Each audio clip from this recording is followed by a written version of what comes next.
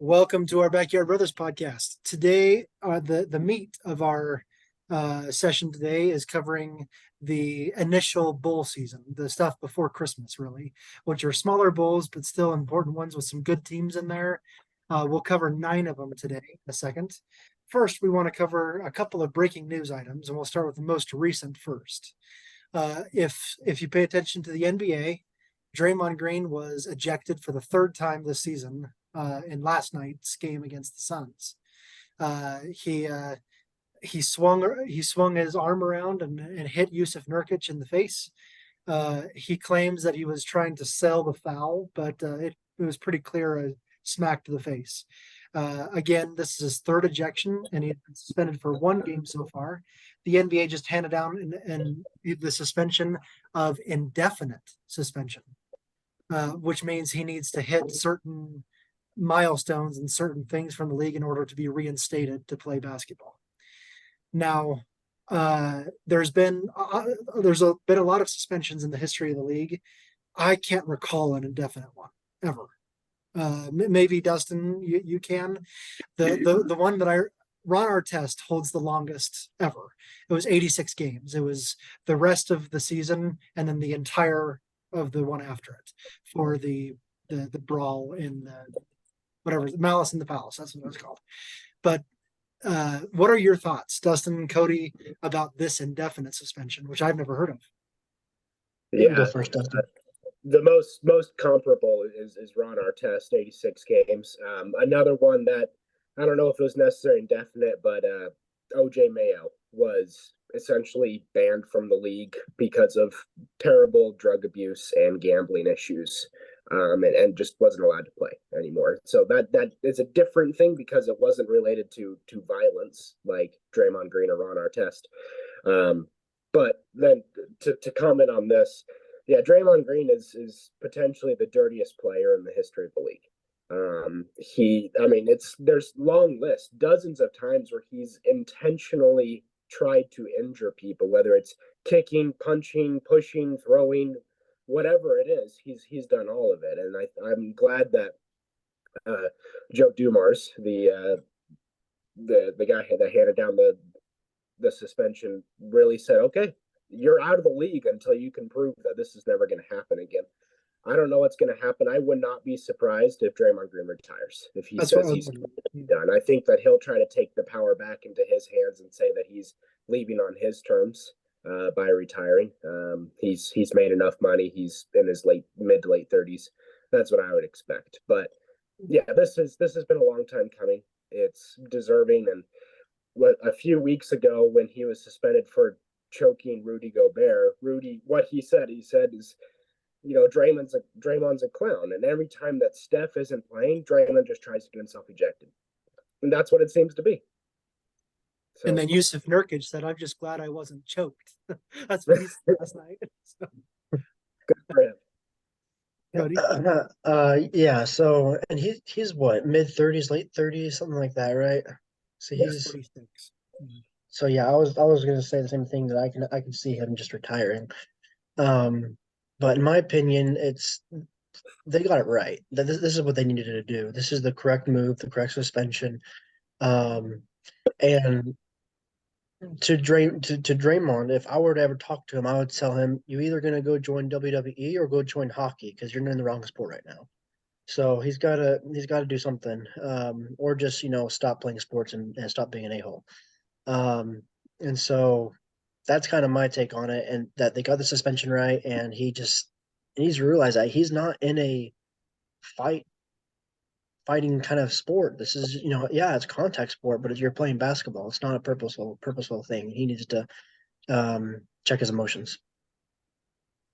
Yeah, there's a bit of irony that it comes from Joe Dumars, who played for the Bad Boy Pistons in the late 80s. He was not the instigator on that team, but still he played for him. But I don't think it's comparable, though. Draymond Green is not playing the way necessarily that Bill Laimbeer and Rick Mahorn played, because they were playing hard basketball at the time. A lot of those fouls were okay. A lot of them weren't, but I mean, you never could punch anybody like Rick Mahorn did a couple of times. But uh, some of those fouls weren't called the way that they are today. But Draymond Green is intentionally trying to hurt people, and that's not okay. And so yeah, I agree that the suspension is warranted. The only thing with indefinite is obviously it's ambiguous. It could be 5 games, right? It won't be, I don't think, but it could be. It could be that he doesn't meet the NBA's requirements. He doesn't want to do it, and so he never plays again. So it could be that those extremes. Who knows?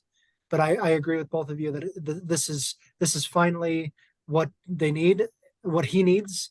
They said that they're going to give him mental health resources and or not domestic, just violence. What's it called? Anger management. That's the word I was looking for. Anger management training. All of those resources. Will he do it? Yeah, Draymond Green has never listened to anybody in the history of his life. That's not his opinion. He doesn't listen. You listen, and so that's I expect him to take the power back into his hands and retire. Yeah. Yeah, I'd be surprised if he did it. And he's 33, by the way. 33. Okay, the other topic we wanted to cover, and we'll talk about this later, I'm sure, in later sessions, but is the you sometimes say an exaggeration. They gave him $1 billion. In Shohei Ohtani's case, they almost did. Shohei Ohtani was just signed by the Los Angeles Dodgers to a 10-year, $700 million contract. That's $70 million per year, technically, but the Dodgers have signed up the contract, so he only gets like $3 or $4 million for the first couple of years. Is it 2 million? 2 million for a couple of years, and then all of it is backloaded at the end of his contract. That's to save some money because the Dodgers are one of the most expensive teams in baseball. They have to be careful with how they do that. But what is a reaction? This is the largest contract in the history of North American sports. This is more than Patrick Mahomes' contract by about $200 million. And it's more than any other contract in the history of North American sports. Baseball is a little bit different that it doesn't have a salary cap. But what are our thoughts about Shohei Ohtani and his contract? So I'll go first. First off, when I first heard about it, I just stared at my phone, dumbstruck for a while. I remember when Patrick Mahomes was signed to the 10-year, 500 million, so 50 million a year. I was just like that's insane, but it's warranted. Um, with Shohei Ohtani, I mean, for nearly $750 million. And I think it might, I think he deserves it. He is the best player in baseball, and he might be the best player in current North American sports, and that might be up for a discussion later on. But he is not only a really good pitcher and a really good hitter, but he's one of the best at both.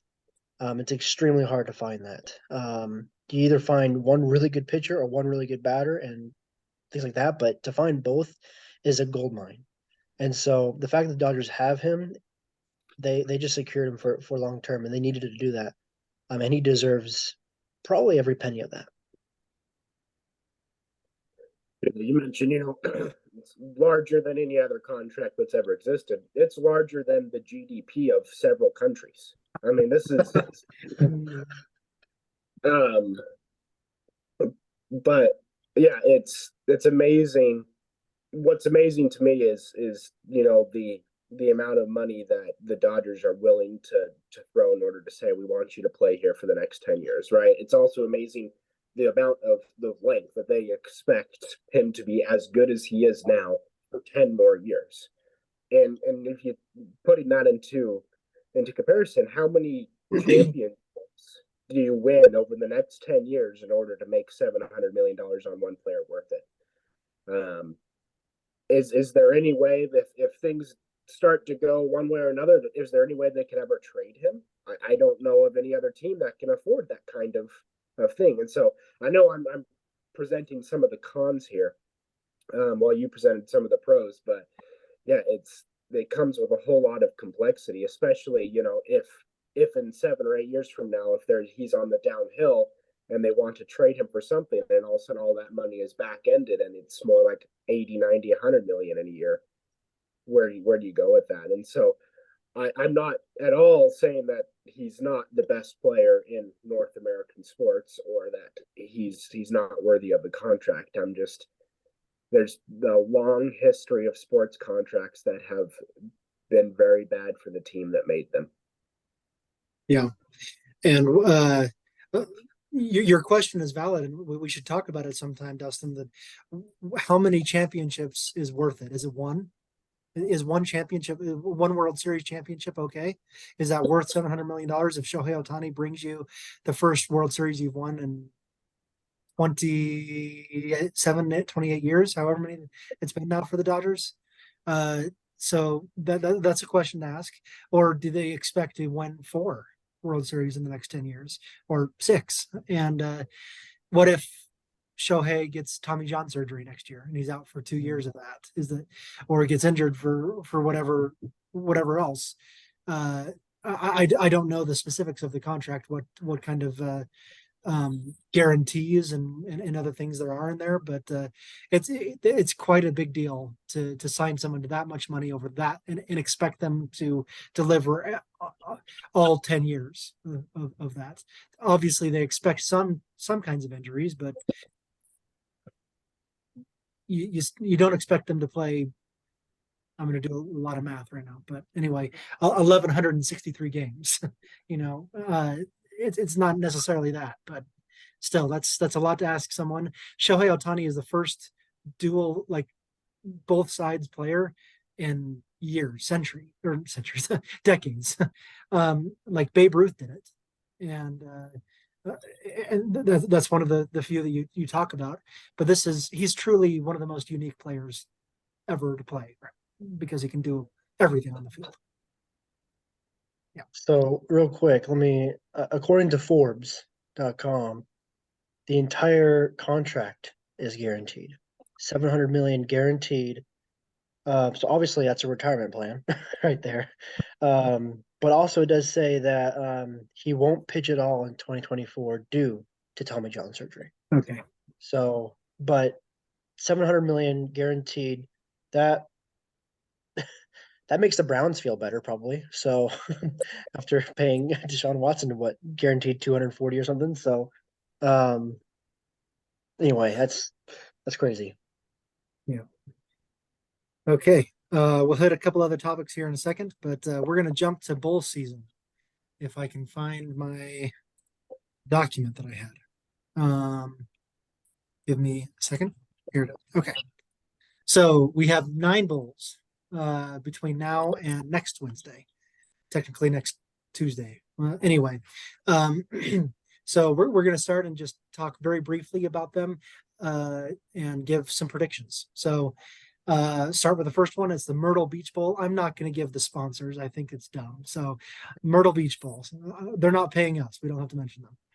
So Myrtle Beach Bowl, Georgia State versus Ohio. So a couple things real quickly. Ohio is number 4 in the country in defense, total defense, number 4. So that's important to mention. Georgia State wide receiver Caleb Hood is going to be an NFL draft pick next year. He's been really, really good. Over 1,000 yards receiving, over 10 touchdowns. He's going to be a draft pick. So Georgia State versus Ohio. Let's start. I'll start, and we'll just go around and rotate that way. My prediction, even though Ohio is number 4 in total defense, I think Georgia State's offense beats that highly ranked Ohio defense. Georgia State wins. I'm going to go the other way. I do think Ohio is going to be able to hold Georgia State as well as score points themselves. And so I think Ohio is going to win this game. I think I'm going to have to agree with Scott in that it's about points, and if they can score enough points, Georgia State can, then they'll be able to win it. So Georgia State. Georgia Southern. Is it Georgia State or Georgia Southern? Georgia Southern, sorry. Oh, I wrote Georgia State. Sorry, everyone. Georgia Southern. Okay. That's different. Okay, Celebration Bowl. This is the annual FCS Bowl, the Division II Bowl. This is between Howard and Florida A&M. Cody, you start us off here. So Florida A&M 11-1, looking really good for in the FCS, and Howard is 6-5. And so I'm looking at the stats. Nothing is jumping off the sheet at me. That's too crazy. Other than maybe both Jennings and Hunter having 8 touchdowns total for rushing. That is impressive. But overall, I'm looking at the records, and I do think that Florida A&M will take this game. Yeah, I'll agree with that. Florida A&M, and it's going to be a big win.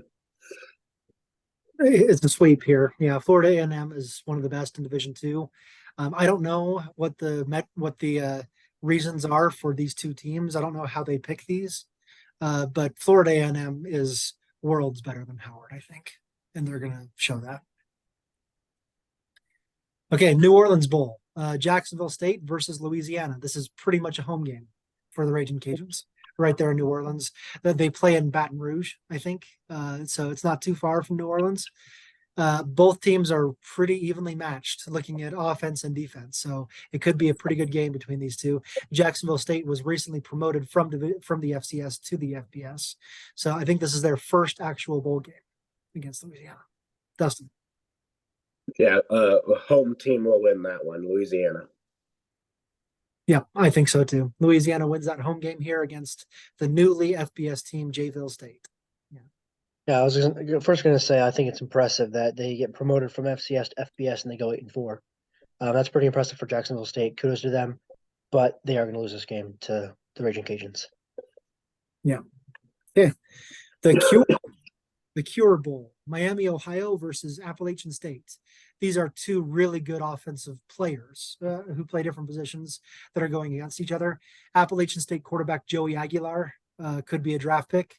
He's thrown 33 touchdown passes this season against just 9 interceptions, over 3,500 yards passing. Miami of Ohio running back Rashad Amos has run for 12 touchdowns this season and is also a really good player. This is two really good offenses, really good quarterback and a really good running back. So it's back to me.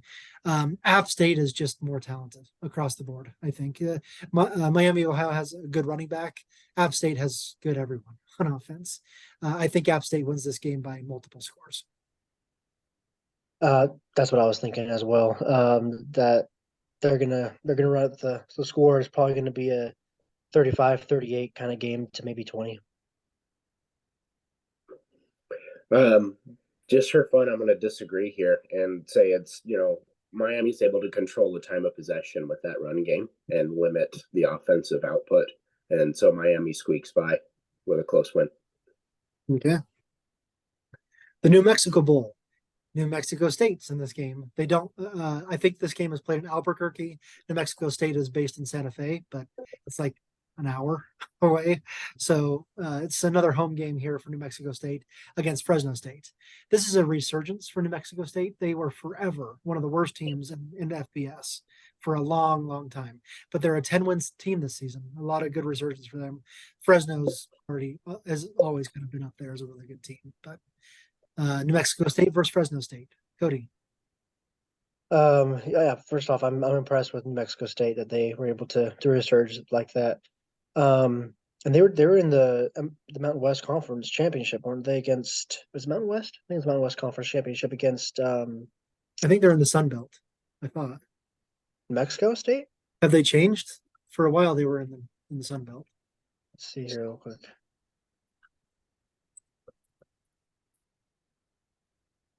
No, they're in Conference USA. Okay. Conference USA. Okay. Okay.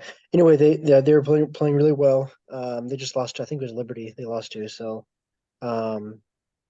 anyway, I think in this game it's gonna be a really close one. Fought really well. I do think that New Mexico State's gonna be able to come on top of Fresno.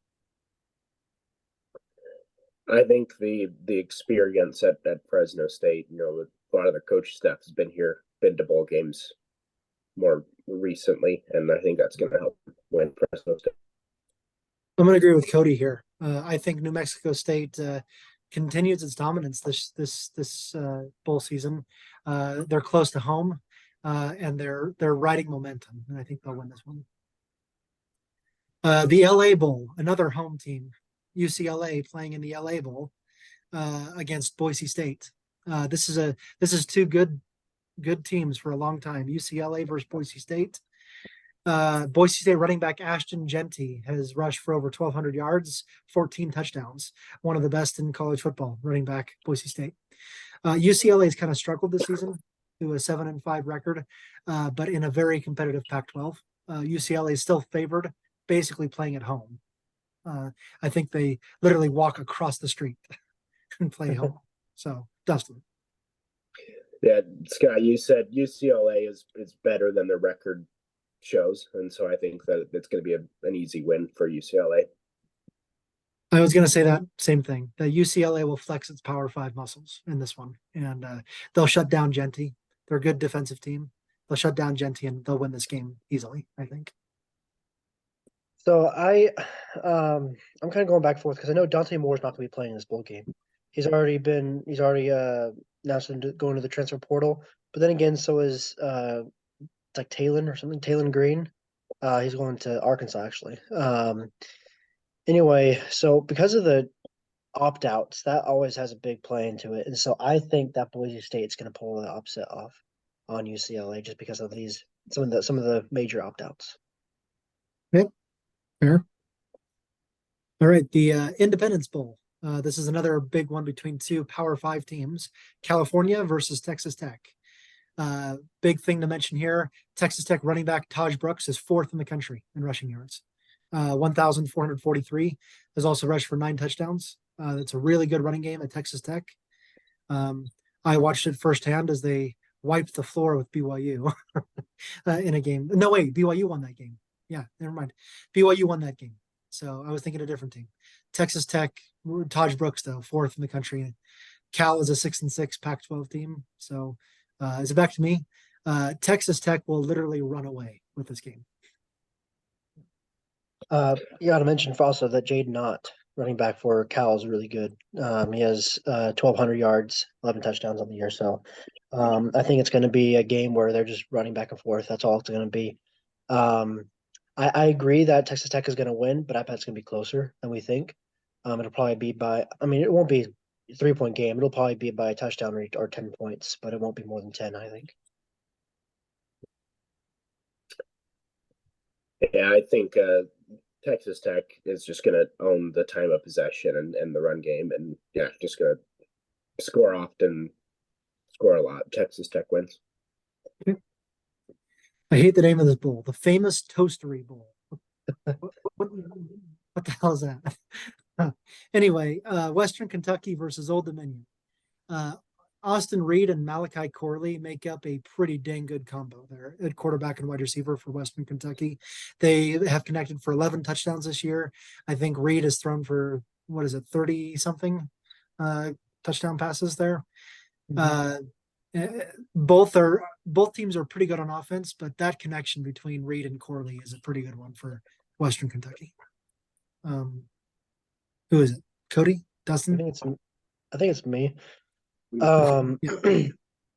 I think this is going to go to Western Kentucky. I think I agree with you, Scott, that their offense won't really be able to be stopped by Old Dominion. So it'll be Western Kentucky by probably a couple scores. I'm gonna flip it and just say Old Dominion. I don't have much of a reason. I'm sorry to say that, but I think that Old Dominion's gonna win it. I think this is one of those 58-45 games, but Western Kentucky offense is going to be too much for Old Dominion, I think. Oh. Okay, and the last bowl game of this session, the Frisco Bowl, UTSA against Marshall. Joshua Cephas from UTSA is another draft pick next year, probably a high one, 2nd, 3rd round pick at wide receiver for UTSA. He's dominated at the position, over 1,000 yards receiving this year, 9 touchdown catches. So that's a player to keep your eye on both for this year and the draft next year. Joshua Cephas from UTSA. Dustin. Yeah, I mentioned, about potential draft picks, either sitting out or playing, that a bowl game is your chance to show your true draft stock. And so I think that, yeah, he's going to be able to show that draft stock and put up a great game. UTSA wins. Yeah.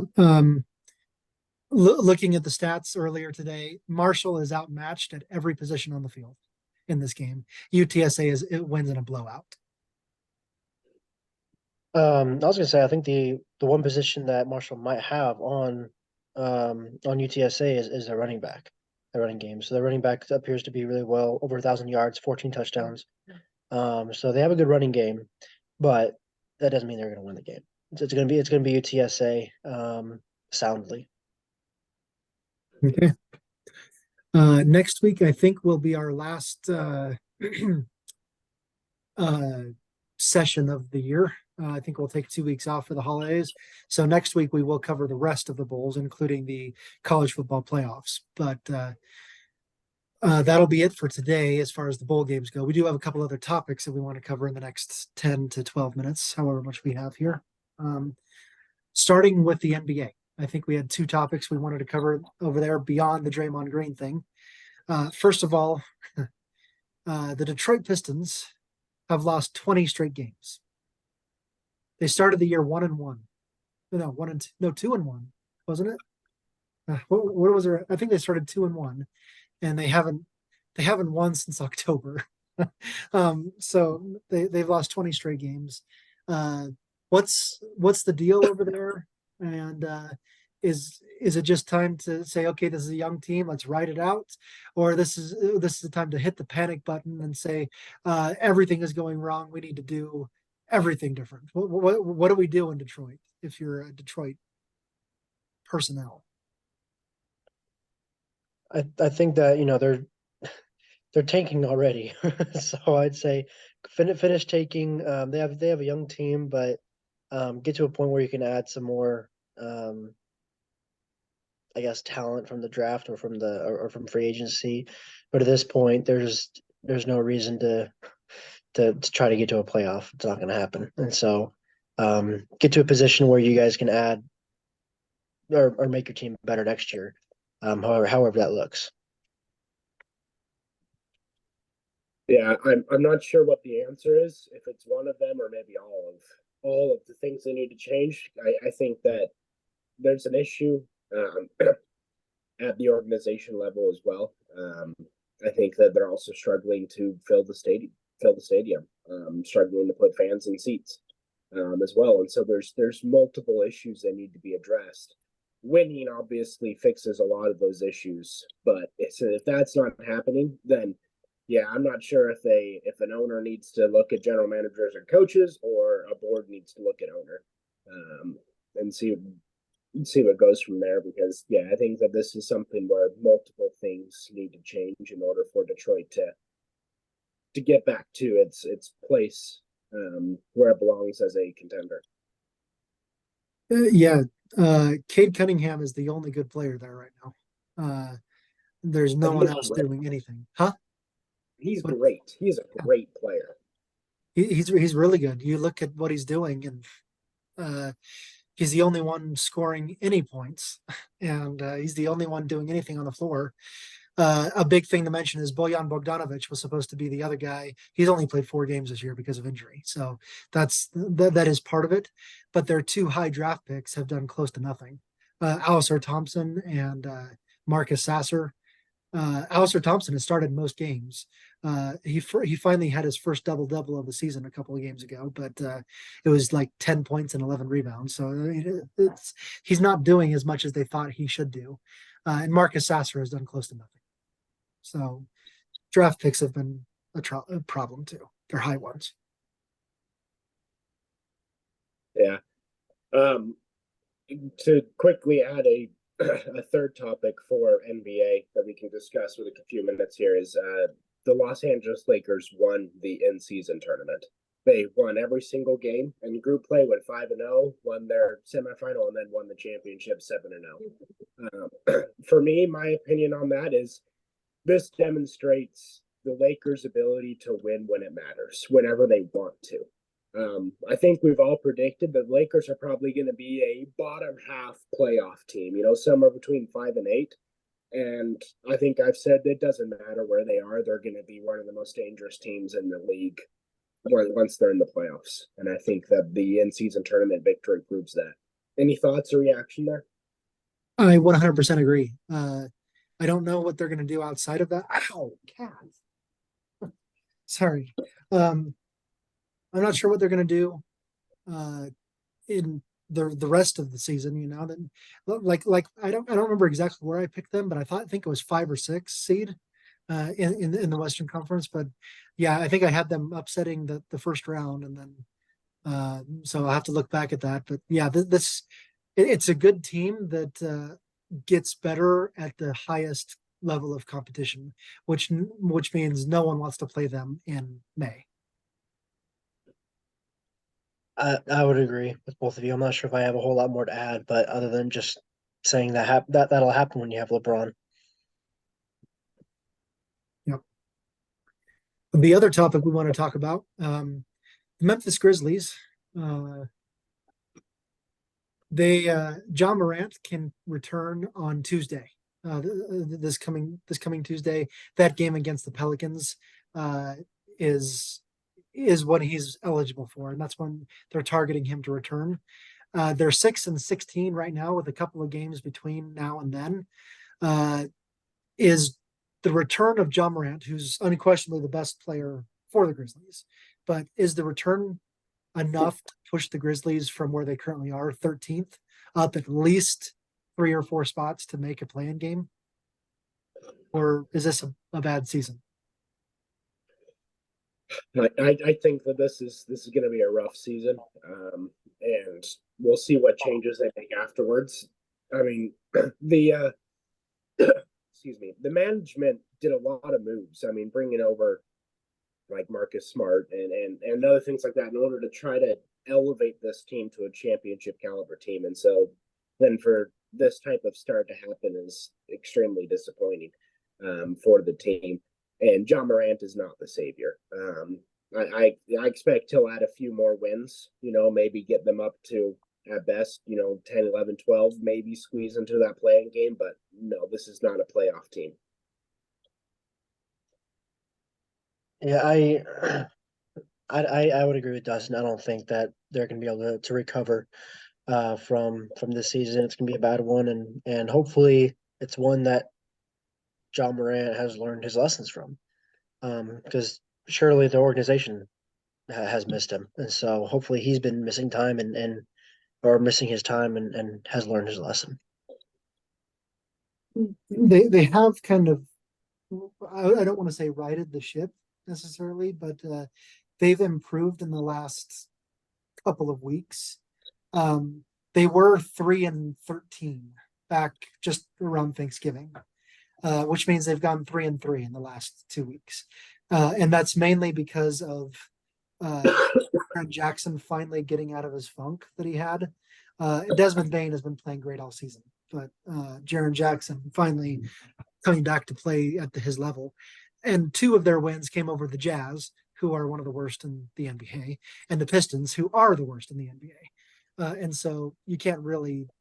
The other one was against the Mavericks, which is a good team to beat. But anyway, yeah, I agree with you guys that Ja Morant is not going to help them win 30 of their next 40 games.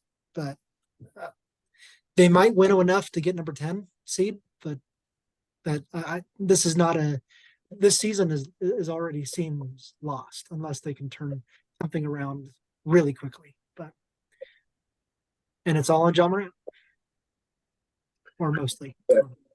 And he is a special player. His ability to get into the lane is unmatched in the league. And then so much things can happen out of that. And so yeah, I do expect him to elevate the team. But yeah, we're talking about winning, like you said, 30 out of the next 40 games, which would put them on a pace that would be historic. So yeah, this is an unfortunate situation for them, and I wonder if management's gonna be patient with it or not this offseason. Yeah. Okay, in the next 3.5 minutes, we're jumping over to the NFL to talk about coaches. We've had 2 coaches been fired already. Josh McDaniels of the Raiders, and what's his bucket for the Frank Reich. Frank Reich for the Panthers. Thank you. So who else is in trouble after this season? And let's start there. See if we get through that at least. Who's in trouble? And I'll go ahead and start and say Ron Rivera of the Commanders is almost certainly gone at the end of the season. I think this was a make or break season for him, and he's broke it.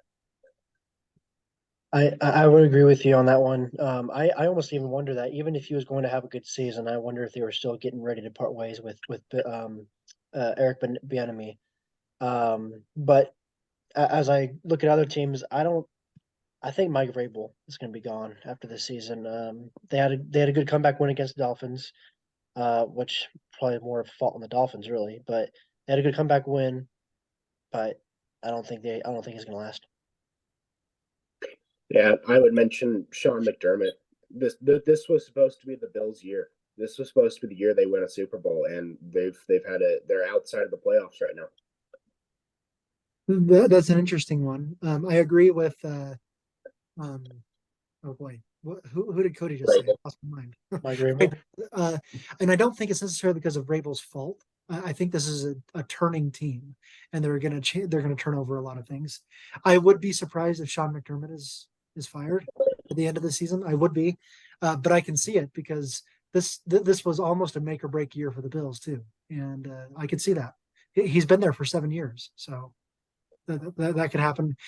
We've heard reports of Bill Belichick in New England that Robert Kraft has already decided whether or not he's talked to Bill Belichick. I assume he has, but that they've decided that this is the final year for Bill Belichick in New England. He'll either be somewhere else next year, or he'll be sipping margaritas in Bahamas. So who knows? But that's one that I want to mention, is that most likely Bill Belichick is gone after the season as well. So one more I want to ask real quick, and I have no opinion on it right now. I don't know what would happen either way, but as a discussion topic, is Robert Saleh in trouble with the New York Jets? I would say everybody and their mother is putting this on Aaron Rodgers and Zach Wilson. They're saying, no, it's all because Aaron Rodgers, our savior, Jesus of the NFL. Because he didn't play, that's what happened. So no, Robert Saleh is fine. Yeah. Next year. I would say Robert Saleh is fine.